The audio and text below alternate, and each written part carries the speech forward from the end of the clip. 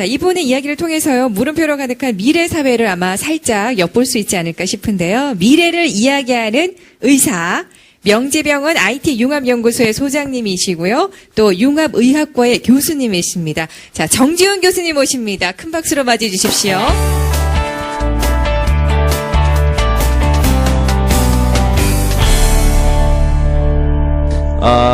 보통 이런 기술이나 테크놀로지와 과학 쪽 관련된 PT를 할 때는 잘 아시겠지만 굉장히 사진도 많고 뭐 해가지고 빨리빨리 해야 되는데 그래도 어쨌든 인문학 스타일로 슬라이드를 되게 조금 준비했어요.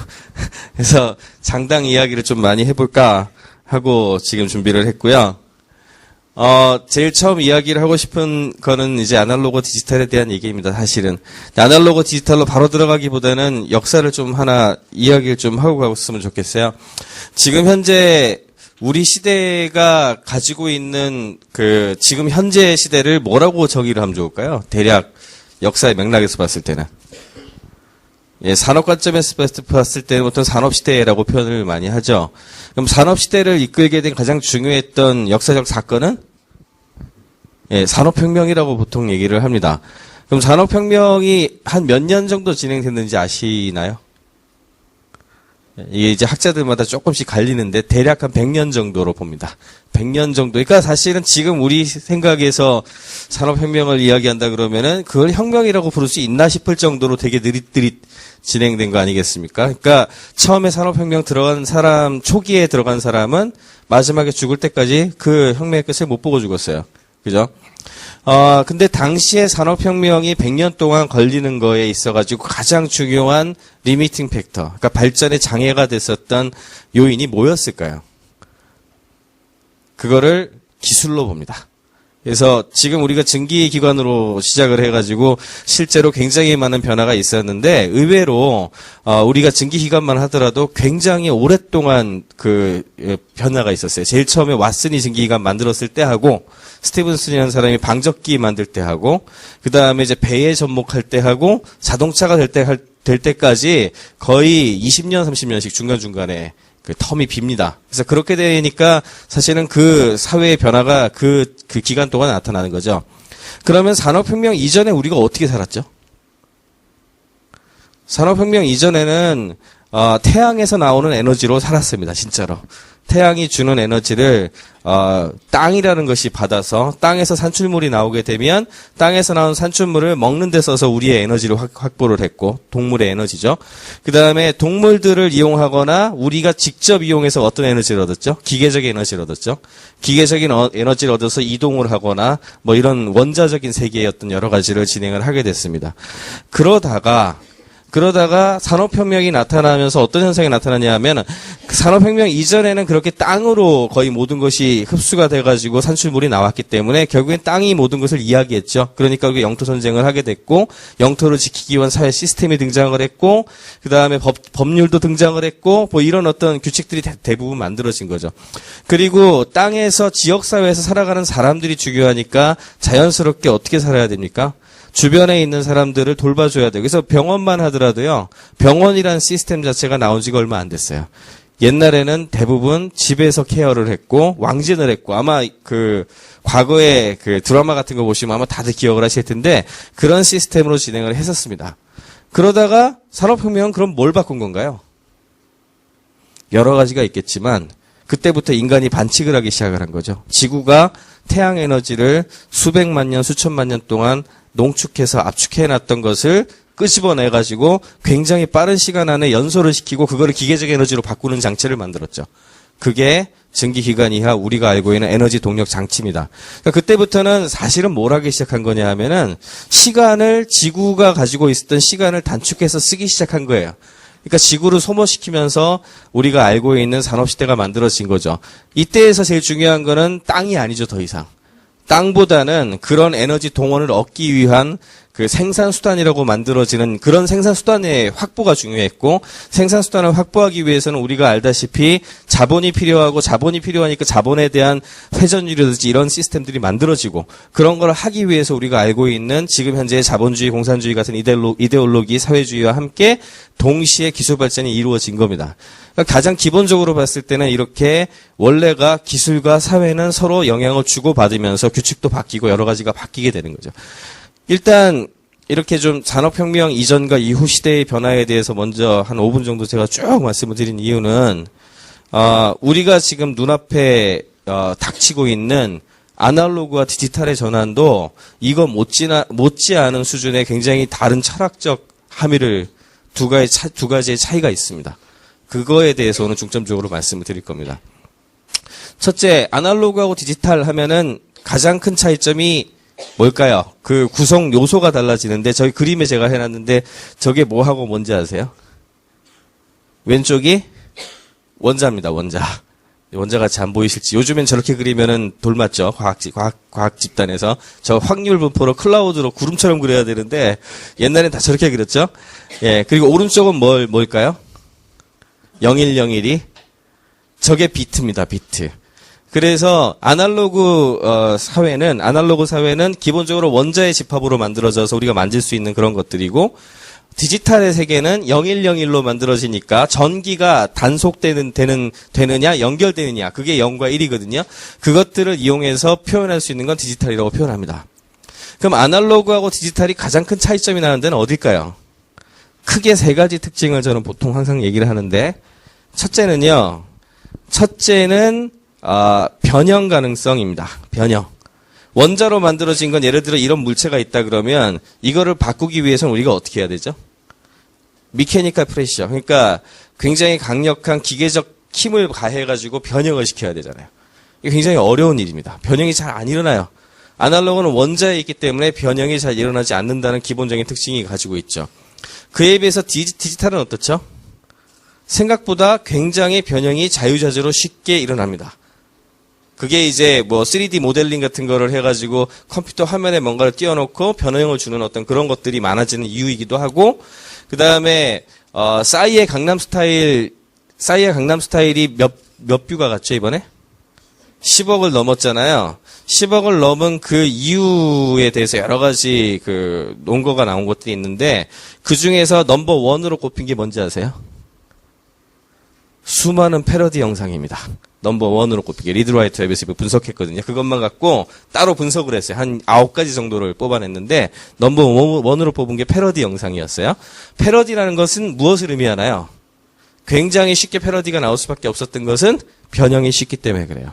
그거를 디지털로 돼 있었기 때문에 쉽게 믹스하고 매시업하고 해서 영상과 컨비네이션을 해가지고 새로운 창조를 해내는 거죠. 그래서 오리지널리티, 아날로그의 시대에 비해서 디지털 시대는 굉장히 파생적인 변화가 중요합니다. 파생 변화의 중요성이 부각이 되는 거죠. 1번입니다. 두 번째는 뭐냐면은, 복제 가능성이에요. 복제. 디지털은 제가 지금 이거 계속 해보죠. 요거를 갖고 있어요. 갖고 있는데 이거하고 똑같은 걸 순식간에 만들어낼 수가 없죠. 아날로그에서는. 왜? 자원도 한정돼 있고 이걸 만드는데도 시간이 걸리고, 그러니까 금방금방 만들어낼 수가 없어요. 그죠? 근데 그 디지털 파일들은 어떻게 하면 됩니까? 컨트롤 C, 컨트롤 V 하면 순식간에 복제가 팍팍팍팍 일어나요. 그죠? 그리고 또 한 차이는 복제가 일어나는데, 아날로그에선 이거를 복제를 했다고 해가지고 이 두 개가 꼭 같으란 법은 없죠. 하다 보면 좀 달라질 수 있고 뭐 이럴 수도 있으니까. 근데 디지털에서는 복제가 일어나면 두 개가 같은가요? 같죠. 심지어는 오리지널이 사라지지도 않아요. 그죠?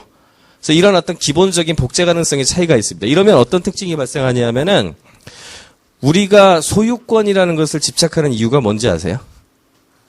소유권의 역사를 가더라도 소유권의 역사가 사실은 현대적 의미의 소유권은 영국의 명예혁명 이후에 권리장전이 만들어지면서로 보통 얘기를 하는데, 상인 계급이 획득을 하게 되지 않습니까? 그 이전의 소유가 어디 거였습니까? 다 왕의 것이거나 신의 것이었어요.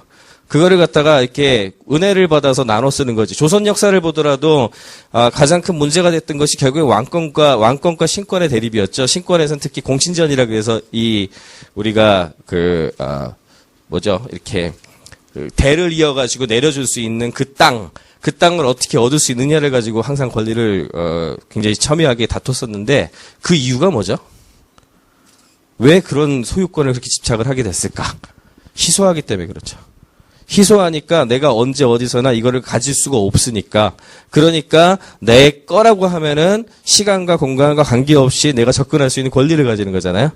근데 재밌는 게 공기를 가지고서 내 거라고 주장하시는 분 계세요? 여기 계신 분들 중에? 없죠. 왜 그러죠? 언제 어디서나 접근 가능하기 때문에. 이게 정답입니다. 그래서 이런 걸 다르게 표현하자면은 아날로그의 세계는 희소성의 원칙이 지배를 한다라고 해요. 기본적으로 자원이 한정되어 있기 때문에 굉장히 희소성을 가질 수밖에 없고 그것 때문에 소유권 다툼이 일어납니다. 근데 디지털의 세계는 어때요? 아까 전에 무한복제 가능한데 오리지널하고 똑같다 그랬잖아요. 그럼 어떻게 돼요? 풍부합니다. 이런 걸 풍부함의 법칙이라고 부르는데 풍부해지면 사람들이 굉장히 너그러워집니다. 너그러워지고 굉장히 공유하기 쉬워지고 이건 뭐 나도 언제나 접근할 수 있지 너도 좀 써라. 이런 마인드가 기본적으로 생겨나게 돼 있어요. 세 번째는 아날로그는 원자로 만들어져 있으니까 무게를 가져요. 무게를 가지면 어떻게 되죠? 딜리버리를 하는데 유통을 하는데 굉장히 장애가 생깁니다. 아무리 얇은 종이 한 장 전단지라고 하더라도 그걸 100장 1000장 만들어 가지고 한 장씩 뿌리려고 생각해 보세요. 거기에 들어가는 비용과 오버헤드가 굉장히 커요. 근데 디지털은 어떻죠? 빛처럼 가볍고 빠르죠. 그러니까 유통 부분에서 혁신적인 속도 차이가 나타나게 됩니다. 이렇게 세 가지 특징이 있어요. 아날로그의 세계하고 디지털이 이렇게 크게 다른데 디지털 월드에 굉장히 익숙한 우리 아이들이나 젊은 세대는 어떻게 생각하겠습니까? 누구나 쉽게 복제하고 공유하고 그것들을 가져가고 확산시키는데 아무런 문제가 없어요. 그 법칙이 굉장히 익숙해요. 거기에서 아날로그 법칙은 또 어떻게 했어요? 소유권을 지켜줘야 분쟁이 덜 싸울 것이고 그거에 대한 법칙을 나름대로 해줘야 되고 IP도 걸어줘야 되고 등등등등 해서 희소성의 법칙을 지켜줘야 되는데 디지털 네이티브의 입장에서 아날로그를 보면 어떠냐 하면 굉장히 고리타분하고 꽉 막힌 것처럼 보일 수밖에 없죠. 근데 지금 현재 사회는 어때요? 지금은 디지털라이즈가 되면서 굉장히 빠르게 확산이 되면서 파생 혁신을 일으킬 수 있는가, 2차 창작과 새로운 이노베이션을 가져올 수 있는가 여부가 굉장히 좌우를 하는데 과거의 크리에이티브니스하고는 굉장히 다른 법칙이 여기서 존재를 합니다. 그래서 그거에 대한 걸 이해하지 않고 아날로그 세계에 있었던 철학만을 가지고서 계속 디지털을 생각하면은 이게 답이 안 나오는 거예요, 사실은. 이게 굉장히 중요한 얘기입니다. 그래서 이거는 Being Digital, 디지털이다라는 책을 쓴 MIT의 니그로 푼토 교수가 이제 쓴 책 제목인데요. 그 책에 있는 한 문구입니다. 제가 한번 쏙 써봤어요. 한번 읽어보죠. 보스턴의 거실에 앉아 전자창문을 통해 스위스의 알프스를 바라보며 젖소의 목에서 울리는 방울 소리를 듣고 여름날의 디지털 건초 내음을 맡을 수 있다고 상상해보라. 아톰, 자동차입니다. 자동차를 몰아 시내의 일터로 가는 대신 사무실에 접속하여 전자적으로 업무를 수행할 경우 나의 작업장은 과연 어디인가? 이게 뭘 의미할까요? 인간의 인지와 관계에 생각해 보면은 실제 원자의 세계하고 디지털, 이거는 지금 여기에 실현한 내용들이 다 접목이 됐다고 했을 경우에는 시간이 아직까지 좀 더 걸리는 내용이지만 만약에 이게 됐다고 생각을 한다면은 우리가 생각하는 디지털과 아날로그가 혼용될 가능성에 대한 얘기가 충분히 있는 거죠. 시간과 장소에 대한 개념 자체가 앞으로 굉장히 많이 바뀔 수 있다는 그런 이야기입니다. 그래서 또 한 가지 중요하게 얘기가 되는 것이 바로 지금까지는 이런 아날로그와 디지털 세계가 그래도 충돌이 없이 비교적 왔어요. 왜 그런가 하면 완전히 다른 분리된 두 개의 세계였거든요. 지금 우리가 지금 여러분들과 얘기하고 있는 이 필드는 뭡니까? 여기는 아날로그 세계예요. 시간도 그렇게 흘러가고 있고 제가 들고 있는 모든 물체들도 그렇고 제가 디지털 세계에 가고 싶으면 어떻게 해야 되죠? PC 앞에 앉아가지고 컴퓨터 앞에 두들기면서 그거를 들여다보고 나의 뇌의 인지와 그 화면과 동기화가 됐을 때 그 세계에 가는 겁니다. 그죠? 그죠? 예를 들어 세컨드 라이프라고 해서 유명한 그 버추얼 리얼리티 그 월드가 있잖아요. 그 월드에 어떻게 가면 갈 수 있죠? 게임에 접속해서 컴퓨터 앞에 가지 않으면 못 갑니다. 그죠? 인터넷에 있는 수많은 사이트나 장소, 이메일 다 어때요? 내가 PC 앞에 앉기 전에 절대 못 가는 세계예요. 여기 현실 세계는 존재하지 않습니다. 다만 저 멀리에 있는 가상 세계 어딘가에 존재하지. 그게 월드와이드 웹이었어요. 지금까지 얘기하는. 그런데 그거에 대해서 도전장을 던지기 시작한 게 모바일이죠. 모바일이 중요한 이유는 왜일까요? 나와 항상 같이 다니면서 이 현실계하고 가상계하고 연결시키는 첫 번째 브릿지 역할. 사진이든 아니면 위치가 됐던 뭐가 됐던 그것들은 전부 이 현실계에 존재하는 물리적인 인스턴스들이에요. 그것들을 어떻게 이 통신망을 통해 가지고 그 비트의 세계와 연결 짓는가. 그거의 게이트웨이 역할을 해주는 게 모바일 폰입니다. 이게 제일 중요한 포인트예요. 이렇게 되면서 어떤 현상이 벌어지기 시작했냐 하면은 저 비트의 세계에 있었던 규칙들이 하나 둘 아날로그 세계에 영향을 미치기 시작을 합니다. 이게 지금 나타나고 있는 변화의 양상이에요. 제일 처음에 최근에 공유경제가 뜨잖아요. 공유경제, 합동조합, 전 세계적인 움직임 자체가 철학이 그렇게 가고 있잖아요. 왜 그럴까요? 그게 기술하고 떨어져 있나? 절대 떨어져 있지 않습니다. 아까 전에 산업혁명도 말씀을 드렸지만 산업혁명의 기술이 나왔기 때문에 그와 관련된 제도가 나오고 철학이 나오고 사회가 바뀐 거예요. 마찬가지로 그것 때문에 기술을 또 끌고 가는 측면이 있고 디지털로 갔을 때도 마찬가지 현상이 벌어지는 거죠. 지금은 그것이 달라져 있었는데 그것이 점점 융합하면서 새로운 파장을 일으킬 수밖에 없는 거죠. 그것의 가장 중요한 포인트 중에 하나가 소유 중심의 개념에서 공유 중심의 개념으로 가는 거죠. 왜? 어분던스 때문에. 이거를 갖다 이끌어간 사람들이 제일 처음에는 저 오른쪽 왼쪽 상단에 있는 사람이 누군지 아세요? 저 사람이 이제 리차드 스톨만이라는 아주 유명한 이제 해커로 유명한 사람이기도 하고 인공지능의 대가이기도 한데 저 사람이 처음으로 오픈소스와 관련된 개념을 만든 사람이에요. 저 사람은 왜 오픈소스를 했을까? 공유와 관련된 걸 왜 제일 처음 했을까? 소프트웨어 개발자들은 그거에 대해서 굉장히 자유로운 편이거든요. 왜? 우리 직업도 가만히 생각을 해보면은 제조업이나 농업에 있는 사람들이 공유 쉽게 하겠어요? 아날로그의 법칙인데? 안 하죠. 안 한단 말이에요. 근데 그 직업들 중에서 아직도 퓨어하게 인간의 힘으로만 딱 하는 직업이 있죠. 그게 소프트웨어 프로그래머잖아요. 프로그래머를 하다 보면 되게 복잡해져가지고 처음에는 혼자 짤 수 있는데요. 점점 복잡해지니까 같이 짜야 돼. 같이 막 만들어. 같이 만드는데 이왕이면은 재사용 가능하게 잘 만들면 좋으니까 건축의 개념을 좀 도입을 해가지고 모듈화를 하기 시작을 했어요. 모듈화를. 거기까지는 아날로그에 있는 산업의 규칙을 갖고 와서 했으니까 그럭저럭 이해할 만 하잖아요. 근데 가만히 보니까 소프트웨어로 만든 그 블록들은 그 모듈들은 어때요? 디지털의 법칙이 이용이 되죠. 그거를 복제한다고 오리지널이 사라지지 않죠. 그리고 그 복제한 것이 오리지널하고 다르지도 않아요. 그죠?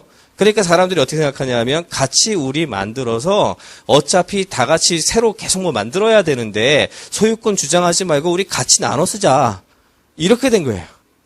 그러니까 소프트웨어 개발하는 사람들이 제일 먼저 오픈소스를 받아들입니다. 그리고 그거를 규칙화를 하기 시작을 했어요. 처음에 이렇게 했을 때 엄청난 반기를 들고 일어난 사람이 있었죠. 누군지 아세요? 마이크로소프트의 빌 게이츠. 왜? 빌 게이츠는 비트로 되어 있는 소프트웨어라는 녀석을 처음으로 제조업화를 해서 제품화를 하고 그거에 가치를 부여해 돈을 받아서 팔고 있었거든요. 그 사람 입장에서는 이런 움직임이 어떻게 보였나 하면은 저놈들 공산주의자들 아니야? 이렇게 나갔어요. 70년대. 그런 식으로 이야기를 하면서 엄청난 논쟁이 붙었는데 그때가 아주 유명한 시장과 성당의 철학 논쟁이 처음 벌어진 시기입니다. 그때만 하더라도 찻잔 속의 태풍이었어요. 왜냐하면 그래봐야 소프트웨어 개발자 몇 명이나 돼요. 여기 계신 분들 소프트웨어 개발자들 딱 느낌이 어떠세요? 오타쿠 같잖아요. 그렇죠. 나하고는 다른 사람들 약간 좀 이상한 그런 느낌으로 많이 받아들이잖아요. 그런 사람들이 일부 그렇게 생각하는 거에 대해서 그렇게 별 대수야? 이런 거죠. 근데 지금 소프트웨어 개발되고 있는 것들, 프로젝트들 중에 오픈소스 비중이 얼마나 되는지 아시는 분 계십니까? 90%입니다. 이젠 오픈소스로 안 만들면 안 되는 수준이에요. 거의 그 정도 수준으로 그 공유가 아주 일반화가 돼버렸어요. 소프트웨어 개발자들. 근데 이때까지는만 하더라도 그래도 뭐 좀 다른 세계 사람들이니까 이렇게 느꼈어요. 근데 두 번째 파도는 여기서 옵니다. 여기 오른쪽 이거 뭘까요? 이게 무슨 심볼인지 아시는 분? 예, 위키피디아입니다. 위키피디아는 어떻게 시작을 했습니까? 문서도 똑같은 거예요. 문서도 같이 저작을 해서 공유를 하면 굉장히 많은 걸 할 수 있다는 걸 처음에 의심을 하다가 지미 웨이스라는 사람이 한번 만들어 보자. 우리 사전 한 사람이 표제어 하나씩만 정리하면 사전 나오지 않을까? 했는데 수십만 명이 몰려갖고 만들어 버렸어. 그게 지금 전 세계 최대 백과사전이 됐잖아요. 근데 문서는 소프트웨어 개발자에 비해서 어때요? 문서, 그다음에 영상, 음악. 이게 소위 말하는 디지털 컨텐츠입니다. 이 컨텐츠들은 플레이어 수가 소프트웨어 개발자보다 훨씬 많죠. 훨씬 많은데 이 사람들이 유튜브 거기에 해당하는 게 유튜브 이제 그 위키피디아 뭐 이런 것들인데 음악 부분에서의 음악 공유 사이트 이런 것들을 통해 가지고 사람들이 공유를 하면서 어떤 느낌을 받았을 것 같으세요? 이게 원래는 이렇게 저작을 해야 되는 건데 하다가 굉장히 이거에 대해서 포지티브하게 강력하게 그걸 드라이브하는 사람들이 나옵니다. 그게 위키피디아고 그 다음에 음악 관련된 분야에서는 싸이가 이제 유튜브에 올리는 그런 것들 얘기를 할 수가 있고 그렇게 되다 보니까 자연스럽게 법을 바꿔야 돼요. 그렇게 해서 나온 게 로렌스 레식 교수가 크리에이티브 커먼스라고 부르는 새로운 컨텐츠 공유에 대한 규칙을 만들기 시작을 했어요. 카피라이트이 중요한 게 아니고 어떻게 사람들이 쓰느냐가 중요하고 그 쓰는 것에 대한 가치가 어떻게 공유돼서 제대로 분배되는가가 훨씬 중요하다. 그래서 먼저 풀어주고 그에 대한 가치를 누리자는 쪽으로 이제 변환이 되기 시작을 합니다. 이게 소위 말하는 지금 최근에 애플, 삼성 특허 대전의 그 철학의 함의에서 제일 중요한 게 이 부분이에요. 애플이 전쟁에선 이겼어요. 그죠? 엄청난 전쟁에서 이겼지만 그로 인해서 미국 전체의 IP 특허의 방향의 물결이 바뀌었어요. 왜? 이런 식으로 특허를 남용하게 만들어서는 안 된다는 분위기가 만들어지면서 기존에 있었던 특허도 인밸리데이트 시키고 무효화시키고 뭐 이런 상황이 나타나게 된 거죠. 조금 범위가 넓어졌죠. 조금 범위가 넓어져서 이제는 그래도 그나마 소프트웨어 개발자보다는 그래도 음악이나 영상이나 글 쓰는 사람들까지 커버를 어느 정도 하게 됐어요. 최근에는 드디어 어떤 현상까지 나타나느냐. 물리적인 이런 실질적인 산업하고도 연결이 되기 시작하니까 아예 이거를 이용해서 새로운 가치를 창출하는 기업들이 나오기 시작을 했어요. 에어비앤비 같은 회사는 좀 엄청난 회사입니다. 지금 저 회사가 소위 말하는 방 공유하는 회사거든요. 내가 있는 방을 내가 안 쓸 때 바깥에 내놔가지고 민박처럼 내놔가지고 그 네트워크를 이용해서 호텔방처럼 하는 그런 회사예요. 2007년에 설립이 됐는데요. 순식간에 크더니 어떤 일이 일어났나 하면은 작년 매출액이 아마 6억 달러 정도 될 겁니다. 6천억 정도. 근데 더 놀라운 건 올해 상반기 실적이 작년에 6배예요. 올 상반기 실적이. 그 다음에 지난달인가 뉴스가 나왔는데 힐튼의 그 기록을 넘어섰어요. 그러니까 뭐냐 하면은 하룻밤 숙박이 7만 박을 기록을 하면서 7만 박이면 전 세계 최대 호텔 네트워크입니다. 샌프란시스코의 스타트업 컴퍼니가 단 4년 만에 오프라인의 최고 제왕했던 호텔 1위의 힐튼을 넘어선 거예요. 그런 일이 공유를 통해 가지고 사람들에 의해서 벌어진 거죠. 이게 공유의 철학이에요. 디지털이 더 이상 수십 년 전에는 그 오픈소스를 중심으로 한 소프트웨어 개발자들의 것이었다가 조금은 디지털 컨텐츠 창작자한테 왔다가 이제는 심지어는 실물 경제에까지 그 철학이 영향을 미치면서 사회의 규칙을 바꾸는 단계까지 들어가게 된 겁니다. 이게 바로 역시 산업혁명 때와 마찬가지로 사회와 기술이 공존하는 현상이에요. 이제 앞으로 반대 방향도 나타나게 될 겁니다. 그래서 앞으로 넥스트는 어떻게 보느냐. 이게 저는 이제 things 2.0이라는 표현을 좀 많이 쓰는데 저기 보면 W에서 M으로 갔다가 R로 간다고 써 있잖아요. W가 뭐고 M이 뭐고 R이 뭘까요? W는 웹입니다. 월드 와이드 웹. 그러니까 아까 전에 말씀드린 대로 우리 현실계하고 완전히 분리되어 있는 가상계의 시대. 그러니까 PC 앞에 앉아가지고 웹에 접속하기 전에는 못 가는 세대. 완전히 두 개가 분리되어 있는 평행시대. 이게 W의 시대예요.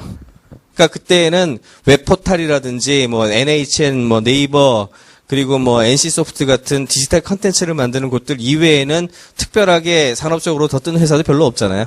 실질적으로. 대부분은 전통산업 그대로 있었고. 그죠? 그러다가 최근 지금 시대가 뭘까요? M이죠. M은 뭐의 약자일까요? 모바일입니다. 모바일은 뭐예요? 들고 다니는 이 디바이스가 현실계하고 이 월드와이드 웹이 중심이 되는 인터넷의 가상계하고 연결시켜주는 하나의 디바이스 역할을 해주는 거예요. 그걸 통해서 그 녀석이 직접 가지고 있는 카메라나 로케이션을 중심으로 하는 두 가지를 엮는 비즈니스가 제일 먼저 융합이 되기 시작을 했어요. 이게 지금 현 단계입니다. 그러면 세 번째 저 R은 뭘까요? R은 리얼리티입니다. 리얼리티. 리얼. 우리 현실계에 있는 모든 물건들을 얘기하는 거예요. 이 모든 물건들이 결국에는 다 커넥티드 디바이스로 넘어갈 거라는 거죠. 그러면 실제 하나가 인터넷의 물체들의 연결로 갈 것이다. 이런 개념을 다른 말로는 IoT라고 부릅니다. 인터넷 오브 띵스. 그러면 그거를 지원하기 위한 소위 말하는 플랫폼, 그런 백그라운드가 바뀌어요. 웹 시대에는 제일 위에 있듯이 유선으로 연결되어 있는 인프라에 웹 플랫폼이 얹혀서 이커머스나 포털 서비스나 웹 2.0이 진행이 됐다면 모바일 시대에는 와이어리스 인터넷에 스마트폰과 함께 모바일 플랫폼이 얹히고 거기에 로케이션이나 소셜, 그다음에 카메라 등 웹 이런 것이 얹힌다면 앞으로는 오픈소스 코드에 오픈소스 하드웨어 운동이 지금 엄청나게 빠르게 늘어나고 있습니다. 오픈소스 하드웨어에 25불, 35불짜리 아주 작은 PC에다가 에코 플랫폼이 같이 에코시스템이 같이 만들어지면서 아마 새로운 형태의 리얼 인터넷 시대를 열 것이다라는 게 이제 가장 넥스트 제일 중요한 포인트고 이런 거를 Things 2.0이라고 표현을 합니다.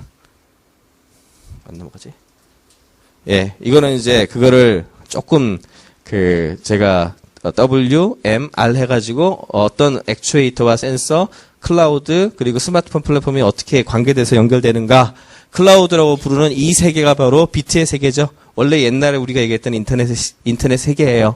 그리고 스마트폰이 이 두 개를 연결하는 어떤 그런 가교의 역할을 해주는 것이고, 그리고 각종 디바이스와 센서와 액추에이터에 의해 가지고 우리 물질들이 연결되는 굉장히 단순한 패시브한 여러분들 한 사람들이 다 가지고 다니시는 스마트 띵스도 있어요.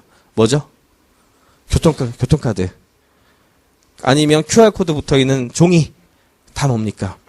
인터넷에 이 녀석이 무엇인지 확인해서 인터넷 정보를 활용할 수 있도록 만들어주는 그런 디바이스 또는 물건이죠. 예. 이것이 이제 제일 중요한 포인트입니다. 마지막으로 그 두 가지를 더 얘기를 할까 하는데, 이런 변화는 결국에는 우리 삶의 변화도 같이 끌어오게 됩니다. 이런 전체적인 시나리오를 생각하지 못한다면 미래를 알기가 굉장히 힘들죠. 스마트 워크와 도시 제가 써놨는데 저기 그려놓은 저 그림이 뭔지 아세요? 저 사진인데요. 저 영국에서 진행되고 있는 프로젝트입니다. 스마트 워크 시대에 집은 어떤 모습으로 디자인이 되고 바뀔 것인가? 이 프로젝트예요. 딱 보기에 뭐가 다른 것 같으세요? 예, 저게 이제 리브워 컨셉이라고 그래요. 뭐냐면 앞으로의 집은 일터인 동시에 내가 생활하는 곳이 될 것이다라는 개념이에요. 실제로 산업시대가 개봉을 하면서 도시의 변화가 많이 일어납니다. 도시 쪽 전공하신 분들은 굉장히 아실 텐데, 옛날 도시는 항구 주변에 있었어요. 항상. 항구 주변에 있고요. 사람들이 대부분 마차나 걸어다니는 것이었기 때문에 그거에 맞춰서 마차에 맞춰가지고 길을 텄고요. 그리고 사람들 대부분이 걸어다녔기 때문에 시장이 적당한 거리에 있고 공원이 있고 그런 형태로 구성되어 있어요. 그래서 전형적인 형태는 유럽에 가시면 많이 보실 수 있습니다. 유럽에 있는 도시들은 아직도 그런 형태를 많이 띠고 있기 때문에. 그러다가 산업혁명과 함께 어떻게 달라지죠? 산업혁명에서 제일 중요한 건 철도와 자동차입니다. 철도와 자동차. 처음에는 철도가 모든 걸 이끌었고요. 그렇지만 현대적인 도시의 개념은 전부 자동차가 이끌었기 때문에 자동차를 중심으로 하는 도로를 갖다 먼저 확보를 합니다. 그렇게 해야지 대량 생산된 공장에서 그거를 가지고서 어딘가로 날릴 수가 있기 때문에 그렇죠. 대량 생산이 된 다음에. 그렇게 되면은 처음에는 도시가 공장을 중심으로 형성이 되죠. 그래서 거기에 사람들이 도시에 집중하게 되고, 사람들이 모이게 되면 거기서 살면서 그 하우징도 만들어지고 이렇게 되죠. 그래서 1차 산업혁명 때는 이제 그런 형식으로 도시가 만들어져요. 근데 문제가 어떻게 됩니까? 공장 옆에 사람이 살면요, 환경이 안 좋아서 살기가 너무 어렵습니다. 그러면 어떻게 돼요? 이제 리빙 스페이스를 바깥으로 빼야죠. 소위 말하는 교외 이전, 그러니까 공장이 있는 지역과 그다음에 사람들이 살아가는 지역, 상업 지역이 분리가 되고 그것들을 원활하게 연결시킬 수 있는 대중교통과 그다음에 도로망이 연결이 되죠. 그렇죠? 그게 우리가 알고 있는 지금의 현대 도시 컨셉이에요. 그래서 웃기지만 도시는 사람을 위한 것이 아닙니다. 처음 설계부터 어떻게 들어가요? 도시계획은 도로망부터 시작을 합니다. 도로망과 대중교통망이 1번입니다. 그거에 기본으로 해서 그 다음에 인구 밀집이 어떻게 되고 그 다음에 모든 걸 설계를 하는 방식이죠. 그게 우리가 말하는 현대 도시예요. 그러면 스마트 워크가 되면 도시가 어떻게 변할까요? 여러 가지 예측을 할 수가 있는데 첫째는 스마트 워크가 됐을 때에도 사람들을 아마 만날 거예요. 사람들을 만나게 될 텐데 대체로 일주일에 한 번 정도 만날 거라고 봅니다. 일주일에 한 번 정도만 회의하고 직접 대면하고 이러면 될 거야. 이러는 거죠. 그러면 4일 정도는 어떻게 하느냐? 집에서 일할 거란 거예요. 집에서 또는 집 근처에서. 왜? 그게 더 효율적이니까. 그죠? 그렇지만 사람은 직접 만나야 돼. 그러면은 차를 사람들이 안 삽니다. 커뮤트를 할 필요고 통근을 할 필요가 없어지거든요. 그래서 앞으로 자동차 수요가 줄 걸로 예상을 하고 있어요. 실제로. 자동차 수요가 많이 줄어들 것이다. 그러면 대중교통은요? 대중교통은 여전히 중요할 걸로 봐요. 특히 도시 대 도시를 연결 짓는 그런 어떤 전철 종류 같은 것들은 굉장히 중요한 역할을 할 걸로 보는데 그렇게 되면서 사람들이 살아가는 상황은 어떻게 될까요? 살아가는 게 내가 일어나서 그 스마트 워크의 가장 큰 문제점이기도 한데 집의 환경이 일하기 좋은 환경이 아니시죠? 그죠? 왜? 일하는 환경 그거하고 분위기하고 내가 잠자서 일어난 침대에 있는 그 방하고 같을 수가 없잖아. 그죠? 그러니까 당연히 일과 생활을 같이 할 수 있는 주거 공간이 필요한 거예요. 그런 형태로 꾸미게 되고 그 다음에 먹는 건 또 어때요? 사람들이 직장 동료들하고 먹는 것보다 지역사회 사람들과 더 많이 모여야 되죠. 그리고 워킹이 중요해지게 되고 시간이 많이 남으니까 바깥에 걸어다니게 되잖아요. 그래서 걸어다니면서 공원이 있고 생태 환경이 중요하고 옛날 되려 유럽 도시에 가까운 형태의 도시가 소규모 도시가 더 중요할 걸로 봅니다. 그래서 그런 소규모 도시들이 그때 클러스터 형태로 연결되는 형태가 아마 미래의 스마트 워크가 일반화된 도시의 형태가 될 것이다라는 것이 일반적인 예상입니다. 이게 뭘 의미하는가? 테크놀로지는 하나로 그치는 게 아니에요. 스마트 워크 하나를 가지고서 제가 말씀을 드렸지만 굉장히 다양한 형태로 사회에 영향을 미칩니다. 그리고 그 사회에 영향을 미친 것들은 우리들의 제도와 규칙과 정치에 대한 생각을 바꿉니다. 그것이 지금 현재 일어나고 있는 현상이에요. 단순히 IT 기술을 따로 보시면 안 됩니다. 예, 이건 마지막 슬라이드인데 그래서 새로운 시대의 열쇠는 디지털 철학을 이해하는 데서 시작합니다. 디지털의 철학이 뭘까? 여러 가지가 있지만 디지털에서는 풍부함의 법칙이 접목을 하기 때문에 나눔과 공유 그리고 개방 이 세 가지 키워드를 빼놓을 수가 없어요. 이 세 가지를 잘 이용해서 만드는 종류의 기업들이 있고 그렇지 않은 기업들이 있는데 불행하게도 한국에 있는 기업들 중엔 이 세 가지를 중심으로 하는 기업들이 별로 없습니다. 왜 그러죠? 아직까지는 산업시대의 제조산업이 가장 중심이 되어 있기 때문에 어쩔 수가 없습니다. 원자를 중심으로 하는 원리가 지배를 하고 있기 때문에. 근데 아마존이나 이베이나 중국의 알리바바 같은 회사를 한번 보죠. 아마존이나 이베이나 중국의 알리바바 같은 회사의 가장 대표적인 특징은 뭐냐면 자신들의 핵심 자원을 공개합니다. 자기들의 고객 리스트라든지 자기들이 연결하는 어떤 그런 것들이라든지 이런 것들을 전부 공개를 해서 자기들 말고 수많은 오픈마켓이라고 그러죠. 수많은 사람들이 들어와서 뭔가를 할 수 있는 생태계를 창조를 해요. 그리고 작지만 이들의 자원과 브랜드를 활용해서 굉장히 많은 소규모 창업자들이 자신들의 사업을 영위할 수 있게 됐고 이를 통해 새로운 직업이 지속적으로 생겨납니다. 알리바바 같은 경우에 2007년에 중국의 홍콩에서 이제 IPO를 했는데 IPO 했을 당시 이후 3년간 일자리 만든 게 110만 개예요. 그 회사 하나가. 그 회사가 만든 게 아니죠. 정확하게는. 신천을 중심으로 해서 4명 내지 5명 되는 굉장히 작은 간의 수공업을 할 수 있는 수준의 그 기업들이 무수하게 생겨났어요. 이 인프라를 이용해 가지고. 그리고 이런 변화가 나타나게 되면은 우리가 직면할 수밖에 없는 거는 시대가 시스템이 기존에 있었던 방식과 다르게 변하기 때문에 어쩔 수 없이 생기는 게 지금 사실 제가 하나 번역을 하고 있는 게 레이스 어게인스트 머신이라는 책을 번역하고 있는데 그게 이제 기계와의 경쟁과 관련된 이야기입니다. 그게 왜 중요하냐면 결국 실직할 수밖에 없어요. 기계가 일을 대부분 하게 되기 때문에 그러면 그 실직하는 사람들에게 새로운 시스템이 접목이 돼가지고 새로운 일자리가 나와야 되겠죠. 그게 되는 겁니다. 왜냐하면 산업혁명 이전에 미국의 농업 비율이 93%. 그런데 지금은 농업이 3%예요. 90%가 다 새 직업을 찾았어요. 지금 우리가 가지고 있는 직업이 아닌 다른 직업으로 가게 될 텐데 산업혁명과 다른 점은 뭔가요? 산업혁명은 100년 동안 진행됐다니까요. 100년이었기 때문에 사회가 적응할 어느 정도의 여력이 좀 있었어요. 근데 이 디지털의 변화는 어떤가요? 저는 한 40년 정도로 보는데 이미 진행된 지 한 5년 정도 지났고 40년을 보는데 왜 40년이죠? 지금 96년 이후에 태어난 아이들, 이게 인터넷 세대라고 부르는데 모든 것이 연결된 것을 기본으로 생각하는 아이들은 이런 철학에 안 가르쳐도 압니다. 여러분, 저희 애들도 보면 다 알아요. 얘네들. 벌써 다 이해를 하고 있어.